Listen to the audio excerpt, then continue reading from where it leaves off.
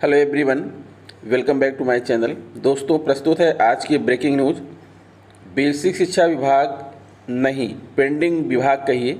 जानिए शिक्षकों ने ऐसा क्यों कहा। रिटायरमेंट के 3 दिन के अंदर होगा ग्रेच्युटी का भुगतान। उच्च शिक्षा के लिए नहीं जाना पड़ेगा विदेश, सरकार ने यह बड़ा कदम उठाया। शिक्षिका के पर्स से 1000 रुपये हुए गायब, बच्चों को कमरे में बंद करके पीटा। 6 माह में भरे जाएंगे 20,000 आंगनबाड़ी कार्यकर्ताओं के पद। जिला बेसिक शिक्षा अधिकारी महोदय बरेली द्वारा बैठक में निम्नलिखित निर्देश दिए गए। आइए देखते हैं दोस्तों खबरें विस्तार से। जी हाँ दोस्तों, आप देख पा रहे हैं खबरें विस्तार से किंग्समैन ई है यूट्यूब चैनल पर। बेसिक शिक्षा विभाग नहीं, पेंडिंग विभाग कहिए। जानिए शिक्षकों ने ऐसा क्यों कहा। आगरा, ये केस तो मात्र उदाहरण है। ऐसे तमाम केस हैं जिनमें शिक्षकों की उम्र 90 साल से अधिक हो गई है। उनके पेंशन और पेंशन एरियर नवीनीकरण ही 20 सालों से नहीं हुआ है। एक और जहां प्रदेश के मुख्यमंत्री ने 72 घंटे के अंदर फाइल का निस्तारण करने के निर्देश दिए हैं, वहीं बेसिक शिक्षा विभाग में मामले निस्तारित होने का नाम ही नहीं ले रहे।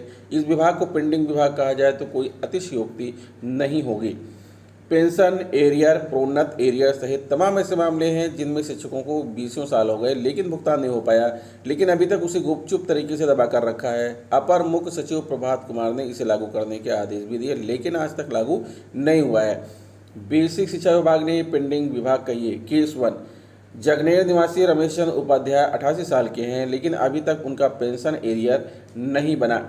जगनेर निवासी रमेश चंद्र उपाध्याय 88 साल के हैं, लेकिन अभी तक उनका पेंशन एरियर नहीं बना। केस 2, फतेहपुर सीकरी विकासखंड में तैनात राधा रानी का एरियर भुगतान 3 सालों से अटका पड़ा है, अभी तक नहीं हुआ। केस 3, मधुलिका सिंह ने बच्चा गोद लिया, इसके लिए मैटरनिटी लीव मिलती है। वह पड़ुआपुरा बाह में तैनात हैं। 2 साल में अभी उनकी लीव ही सेंशन नहीं हुई। काम की अवधि, एरियर भुगतान प्रक्रिया सिर्फ 14 दिन में। मृतक आश्रित नियुक्ति 30 दिन में नियुक्ति पत्र। पेंशन नवीनीकरण मात्र 2 दिन में। सीसीएल 3 दिन में, वैसे नियम 1 दिन का है। मैटरनिटी लीव 5 दिन में। प्रोन्नत वेतनमान 10 दिन। नवीन नियुक्ति एरियर 15 दिन। अनापत्ति आदेश सप्ताह भर में। सिटीजन चार्टर लागू करने के लिए विभाग से लेकर शासन तक मांग की, जबकि अपर मुख्य सचिव प्रभात कुमार ने इसे लागू करने के निर्देश दिए थे। सभी समस्याओं के निदान का समय निर्धारित है, लेकिन विभाग ने आज तक लागू नहीं किया। ब्रजेश दीक्षित महामंत्री उत्तर प्रदेशी शिक्षक संघ, पेंडिंग फाइल है एरियर 5 से 7 वर्ष। मृतक आश्रित नियुक्ति 2 से 7 साल। बहाली एरियर 10 सालों से कई केस। पेंशन नवीनीकरण 254 की संख्या में केस। चयन वेतनमान 654। सीसीएल 541। Maternity leave 654। अनापत्ति 1436। नवीन नियुक्ति एरियर 652। पेंशन 765।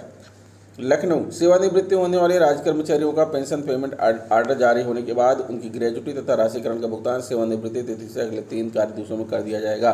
साथ ही पेंशन प्रारंभ होने की तारीख को पेंशनर के बैंक खाते में पेंशन का भुगतान ऑनलाइन कर दिया जाएगा। वित्त विभाग ने ई पेंशन पोर्टल के जरिए ऐसी व्यवस्था सुनिश्चित करते हुए मंगलवार को सभी विभागों को शासनादेश जारी कर दिया है। इस प्रणाली के तहत कर्मचारी को उसके लॉगिन आईडी के क्रियाशील हो जाने के 1 महीने के अंदर अपना यूनिक एम्प्लॉय कोड और पंजीकृत मोबाइल नंबर का इस्तेमाल कर ई पेंशन पोर्टल पर प्रदर्शित हो रहे फॉर्म को ऑनलाइन भरना होगा। वह अपने सेवा संबंधी अभिलेख पोर्टल पर अपलोड भी कर सकता है। आहरण एवं वितरण अधिकारी का यह दायित्व होगा कि कर्मचारी को उसे सबमिट किए गए फॉर्म को वह 1 महीने के अंदर पेंशन पेमेंट आर्डर जारी करने वाले अधिकारी को फॉरवर्ड करे। आहरण एवं वितरण अधिकारी से पेंशन प्रपत्र प्राप्त होने पर 1 महीने के अंदर पेंशन पेमेंट आर्डर जारी करने वाले अधिकारी की ओर से पीपीओ जारी कर दिया जाएगा। सेवानिवृत्त कर्मियों के लिए ई पेंशन पोर्टल के जरिए नई व्यवस्था लागू। तय तारीख को हो जाएगा पेंशन का ऑनलाइन भुगतान, शासनादेश जारी। नई दिल्ली, उच्च शिक्षा की गुणवत्ता को विश्व स्तरीय बनाने सहित छात्रों के विदेश में होने वाले पलायन को थामने के लिए सरकार ने एक बड़ा कदम उठाया है। इसके तहत उच्च शिक्षा के लिए छात्रों को अब विदेश जाने की जरूरत नहीं होगी। वे देश में रहकर दुनिया के शीर्ष विश्वविद्यालयों के साथ पढ़ाई कर सकेंगे। विश्वविद्यालय अनुदान आयोग यूजीसी ने इसको लेकर प्रस्तावित नियमों को मंजूरी दे दी है। देश का कोई भी शीर्ष विश्वविद्यालय दुनिया के किसी भी शीर्ष विश्वविद्यालय के साथ मिलकर साझा कोर्स शुरू कर सकेगा। इसके लिए पहले दोनों विश्वविद्यालयों के सहमति ज्ञापन MOU पर हस्ताक्षर करना होगा। कोर्स की यूजीसी को जानकारी भी देनी होगी। यूजीसी अध्यक्ष M जगदीश कुमार ने मंगलवार को रेगुलेशन को मंजूरी देने की जानकारी दी। इसकी सिफारिश नई राष्ट्रीय शिक्षा नीति NEP में की गई है। इस नियम के तहत विदेशी विश्वविद्यालय के साथ मिलकर भारतीय विश्वविद्यालय 3 तरह से प्रोग्राम संचालित कर सकेंगे। पहला साझा कार्यक्रम होगा। इसमें दोनों संस्थानों के बीच एक ऐसा अनुबंध होगा जिसमें किसी भी संस्थान में पढ़ने वाला छात्र बीच में कभी भी किसी कोर्स की पढ़ाई किसी भी संस्थान में जाकर कर सकेगा।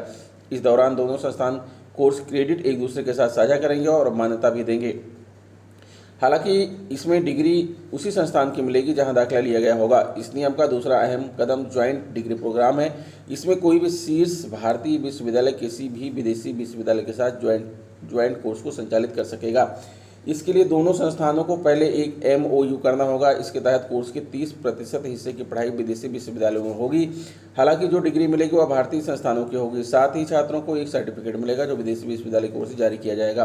तीसरा प्रोग्राम दोहरे ड्यूअल डिग्री का होगा। इसमें कोई भी भारतीय विश्वविद्यालय किसी भी शीर्ष विदेशी विश्वविद्यालय के साथ कोर्स संचालित कर सकेगा। इसमें संबंधित कोर्स के 30% हिस्से की पढ़ाई विदेशी संस्थानों में होगी। यह नियम दोनों ही विश्वविद्यालयों पर लागू होगा। UGC कोर्स को मान्यता देगा। विदेशी विश्वविद्यालय को डिग्री और सर्टिफिकेट देश में ही मिलेंगे। UGC ने विदेशी विश्वविद्यालय के साथ साझा कोर्स शुरू करने को दी मंजूरी। होंगे 3 तरह के कोर्स। पहले कोर्स में भारतीय और विदेशी संस्थान के बीच ऐसा अनुबंध होगा जिसमें छात्र कभी भी किसी भी संस्थान में जाकर पढ़ सकेगा। दूसरा कोर्स ज्वाइंट डिग्री प्रोग्राम का होगा। इसके तहत 30% कोर्स की पढ़ाई विदेशी विश्वविद्यालय में होगी। डिग्री भारतीय संस्थानों की होगी। साथ ही सर्टिफिकेट विदेशी विश्वविद्यालय जारी करेगा। तीसरा कोर्स दोहरा डिग्री प्रोग्राम होगा। भारतीय विश्वविद्यालय व विदेशी विश्वविद्यालय साथ में कोर्स संचालित करेंगे। दोनों संस्थान अलग अलग डिग्री जारी करेंगे। नैक रैंकिंग में शीर्ष संस्थानों को ही मिलेगी अनुमति। UGC चेयरमैन के मुताबिक विदेशी विश्वविद्यालय के साथ मिलकर वही भारतीय विश्वविद्यालय इस तरह के कोर्स शुरू कर सकते हैं जो नैक रैंकिंग में शीर्ष पर होंगे। यानी नैक रैंकिंग में 3.21 अंक हासिल करने वाले विश्वविद्यालयों को विदेशी विश्वविद्यालयों के साथ MOU की छूट रहेगी। साथ ही इसमें QS रैंकिंग और NIRF रैंकिंग में शीर्ष 100 संस्थान भी पात्र होंगे। वहीं सिर्फ उन्हीं विदेशी विश्वविद्यालयों के साथ ही वह यह साझा प्रोग्राम चला सकेंगे जो QS और टाइम रैंकिंग में शीर्ष 500 संस्थानों में होंगे। हर साल देश के लाखों छात्र उच्च शिक्षा के लिए विदेश जाते हैं। प्रयागराज भारिया विकासखंड के कंपोजिट विद्यालय सराय मदन में 13 अप्रैल को सहायक अध्यापक कृष्णा यादव के पर्स से 1000 रुपये गायब हो गए। विद्यार्थियों से पूछने के बाद भी जब रुपए नहीं मिले तो गुस्से में उन्होंने बच्चों को कमरे में बंद करके पीटा। अभिभावकों को जब इसकी जानकारी हुई तो उन्होंने भी इससे शिकायत की। अमानवीय व्यवहार के लिए शीघ्र ही शिक्षिका पर कार्रवाई होगी। मामले की जाँच कर रहे खंड शिक्षा अधिकारी भारिया धर्मेंद्र कुमार मौर्य की रिपोर्ट में आरोपित शिक्षिका को दोषी पाया गया है। ग्रामीणों से पूछताछ में पता चला कि शिक्षिका विद्यालय विलंब से आती है।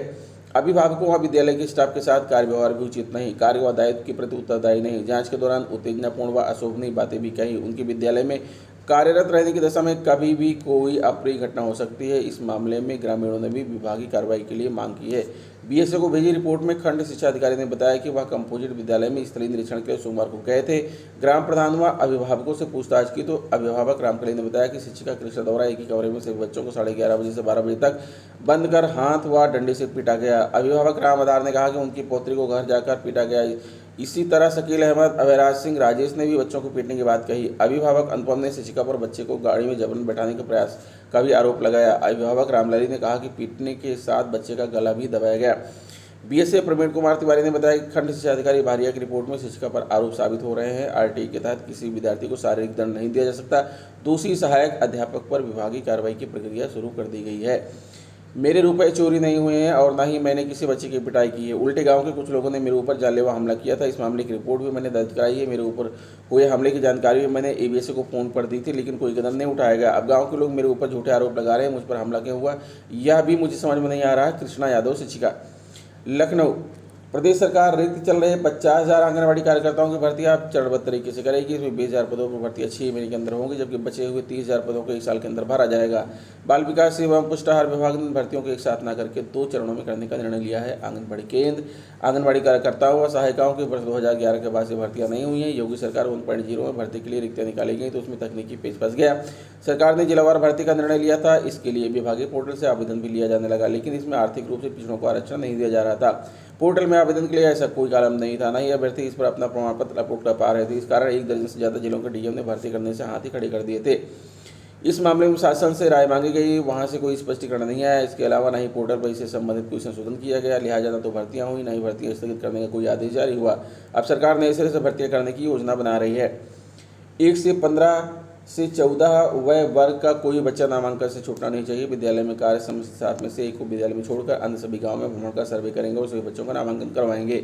विद्यालय के समस्त स्टाफ द्वारा प्रमाण पत्र देना होगा कि 5 से 14 वय वर्ग के सभी बच्चों का नामांकन कर लिया गया है और कोई बच्चा नामांकन से छूटा नहीं है।